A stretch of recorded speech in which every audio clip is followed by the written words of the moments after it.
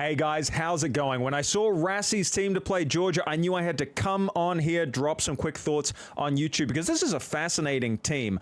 On one hand, you have an entirely new front row. So this policy of really radically, aggressively expanding the Springboks depth continues. Rassie has now gone through 47 players, which I like. If you're going to name that many in a supersized squad, you might as well play them, not just have them holding the tackle bags. He certainly had the courage of his convictions there, taking a gamble with that front row, because really, of all the assets that Georgia possess as a very much second, or let's be honest, third tier team, the scrum is one of their strong points. So this isn't a selection without risk, but it's a calculated risk.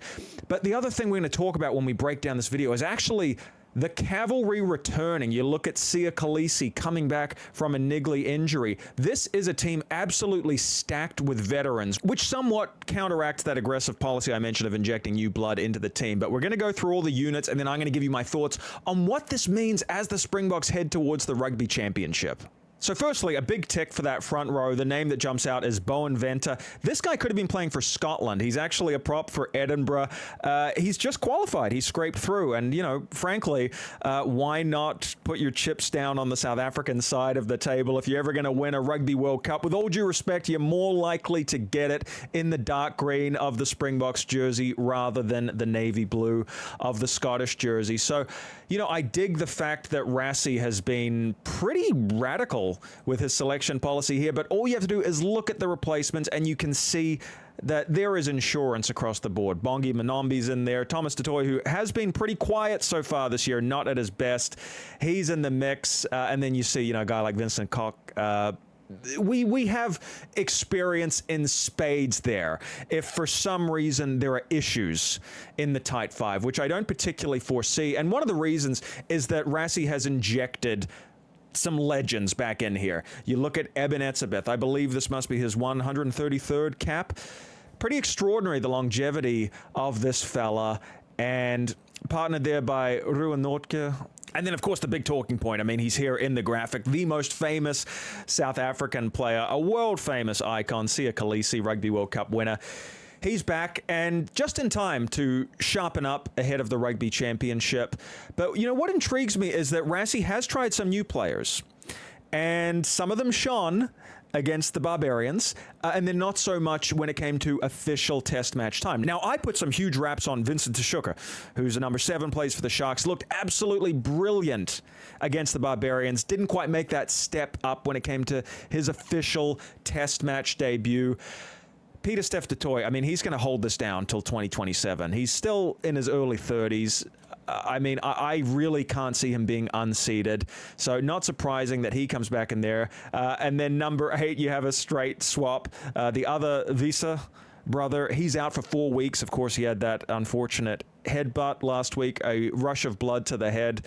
You know, it was interesting. I mean, the red card against Italy last week kind of just made it more impressive that the Springboks blanked Italy 45-0. Like, the nil was very much the chef kiss of that whole performance. When you can defend for an hour with 14 men, that's pretty impressive. So it definitely made the assignment tougher last week, but it made the win all the more impressive, particularly blanking the Italians.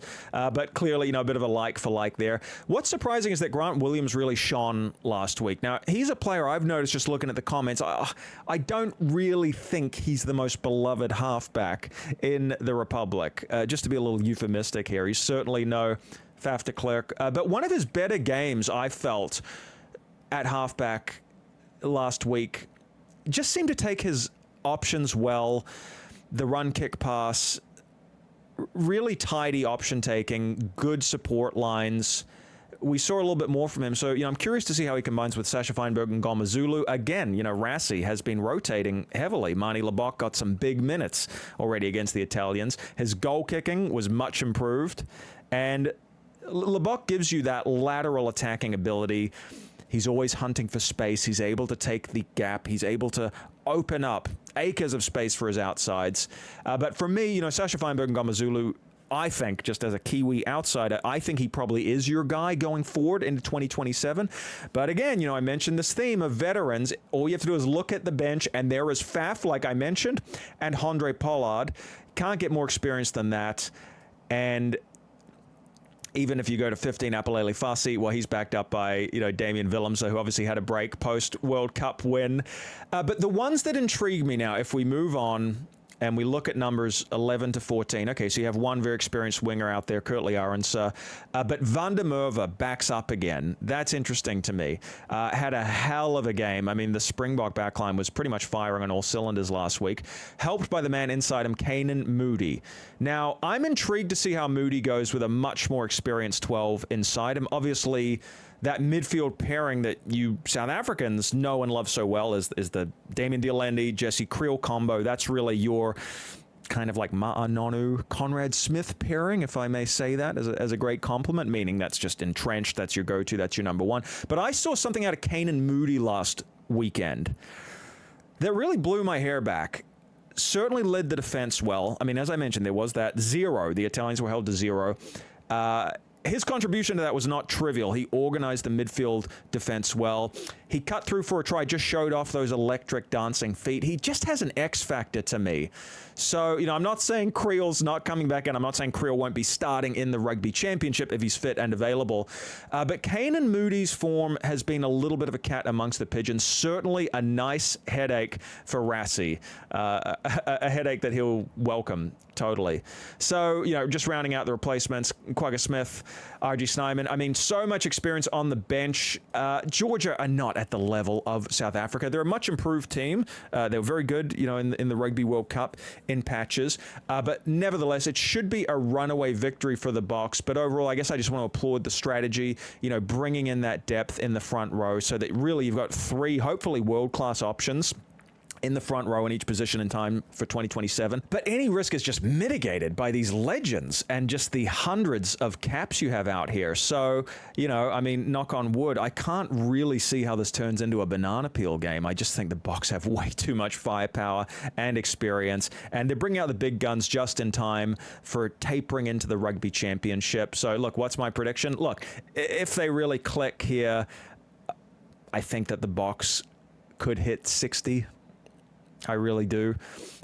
If it becomes a bit of a scrap, if it becomes very set-piece dominated, if the Georgians can slow the pill at the breakdown, really make life tricky there for the South Africans. Because don't forget, that has been your Achilles heel this season. I expect you to rectify it in time for the Rugby Championship, but the Italians definitely exposed the breakdown, particularly that second half of Game 1. So if the Georgians just go hell for leather and throw everything into the breakdown, that's going to make it a tricky day at the office for the South Africans. But yeah, again, too much class, too much firepower. Guys, drop your prediction below on the score. I think we're all predicting a Boks win, but what do you think the margin's going to be?